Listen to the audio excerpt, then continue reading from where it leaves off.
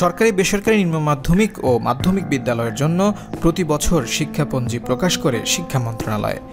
এরই মধ্যে ২০২৫ সালের শিক্ষাপঞ্জির খসড়া তৈরি করা হয়েছে। এতে ষষ্ঠ থেকে দশম শ্রেণীর অর্ধবার্ষিক, প্রাক নির্বাচনী, বার্ষিক ও নির্বাচনী পরীক্ষার সম্ভাব্য তারিখ জানানো হয়েছে। অনুমোদনের পর শিগগিরই চূড়ান্ত শিক্ষাপঞ্জিটি প্রজ্ঞাপন আকারে প্রকাশ করবে শিক্ষা মন্ত্রণালয়ের মাধ্যমিক ও উচ্চশিক্ষা বিভাগ। খসড়া শিক্ষাপঞ্জি অনুযায়ী আগামী বছর ২০২৫ সালে ষষ্ঠ থেকে নবম শ্রেণীর শিক্ষার্থীদের অর্ধবার্ষিক পরীক্ষা শুরু হবে ২৪ জুন, যা চলবে ১০ জুলাই পর্যন্ত। একই সময়ে দশম শ্রেণীতে প্রাক নির্বাচনী পরীক্ষা নেওয়া হবে। ২৭ জুলাইয়ের মধ্যে অর্ধবার্ষিক ও প্রাক নির্বাচনী পরীক্ষার ফল প্রকাশ করতে হবে।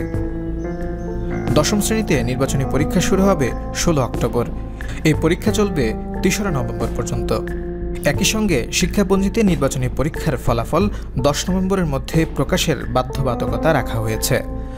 ষষ্ঠ থেকে নবম শ্রেণীতে আগামী শিক্ষাবর্ষে বার্ষিক পরীক্ষা শুরু হবে ২০ নভেম্বর, যা চলবে ৭ ডিসেম্বর পর্যন্ত।